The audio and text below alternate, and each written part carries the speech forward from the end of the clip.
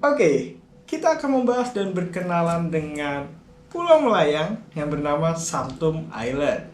Pulau ini berada di dunia legenda seluler, berisi para monster dan makhluk yang mungkin kalian kenal bernama Lord.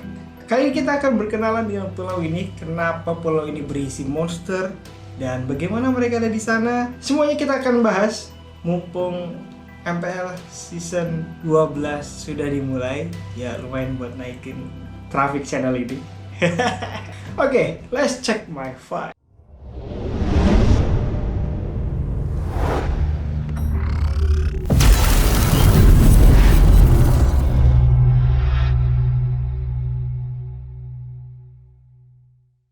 Santum Island adalah salah satu map yang kita mainkan sampai sekarang setelah update patch besar-besaran pada bulan Januari 2022 kemarin.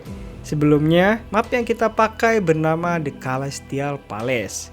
Ya, sebenarnya settingan map ini bisa dirubah sih. Kalian bisa cek aja di setting, kalian bisa buka map Western Expanse atau Imperial Century, sebenarnya sama aja. Tapi kita akan bahas lore yang ada di dalamnya. Kenapa map-map kita berubah? Walau gue yakin memang Monton sebenarnya pengen buat map baru aja sih, yang kualitasnya HD dengan jungler-jungler baru yang supaya para player nggak bosen mainnya. Sebenarnya map tempat kita main bukanlah bernama Law of Dawn. Hal ini sering terjadi salah kaprah bagi para pemain legenda seluler ini. Law of Dawn singkatnya adalah dunianya atau bisa dibilang mainlandnya. Supaya lebih jelas, Law of Dawn adalah buminya. Karena sebenarnya tempat kita bermain adalah sebuah pulau melayang di atas langit Law of Dawn yang pernah menjadi rumah para dewa. Dulu tempat ini selalu dijaga oleh prajurit terbang dengan kecepatan tiada tara. Salah satu dari pemimpin kelompok bernama Nazar itu adalah Kaja. Kaja bertugas melindungi tempat ini.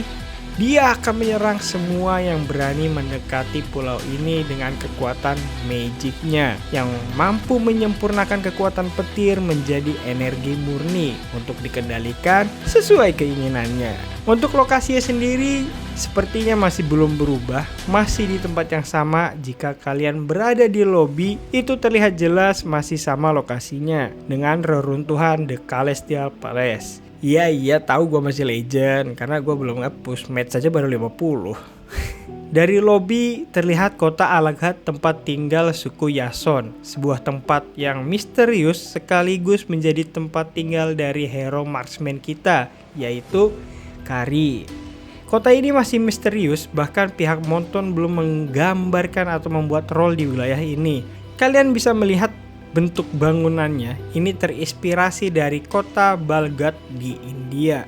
Kota ini masih dalam bagian Monian Empire bersama wilayah tetangganya yaitu Black Forest yang menjadi tempat tinggal Ruby dan Roger. Next, kalau ada yang tertarik dengan detail-detail wilayah di Law of Dawn ini, kita bahas di next video.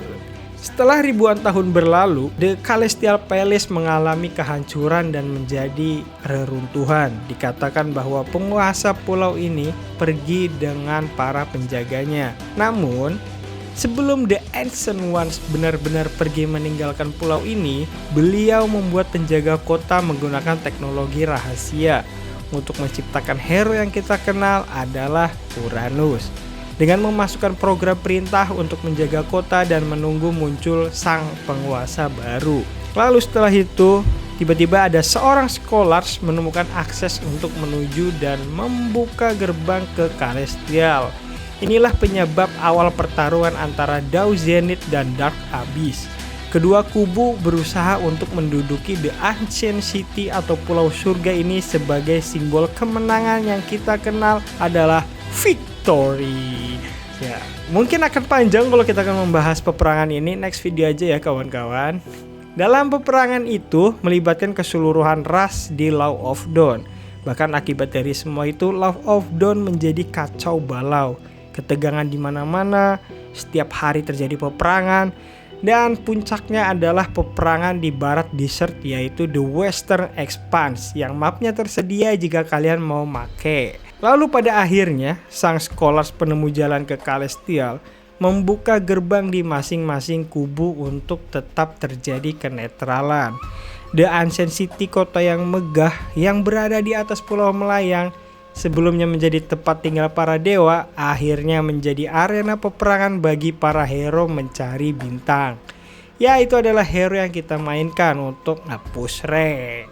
Saat pertarungan tanpa henti para hero inilah menyebabkan banyaknya kekuatan yang kita keluarkan pada saat bermain. Ya, atau saat push rank sih.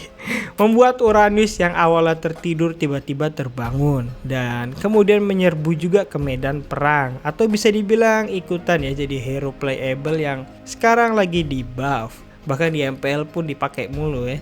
Untuk lore Celestial sebelum hancur adalah seperti itu, atau sebelum tergantikan oleh Sanctum Island.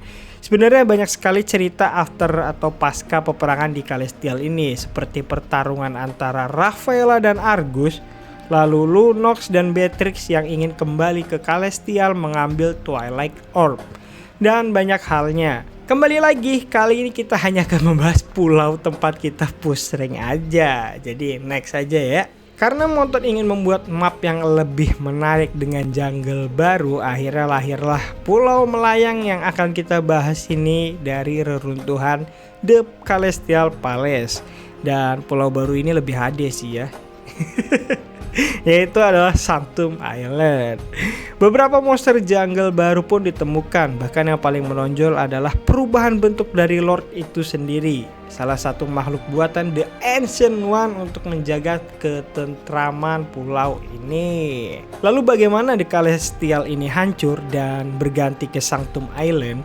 Nah, jawabannya ada di rilisnya hero Valentina. Terjadi pertarungan beberapa hero yang merebutkan inti energi dari The Ancient City ini, yaitu adalah Heart of Anima yang tergantung di atas The Celestial Palace. Terus kenapa perebutan ini terjadi? Jawabannya karena batu ini sungguh OP, lebih OP dari Thunderbird.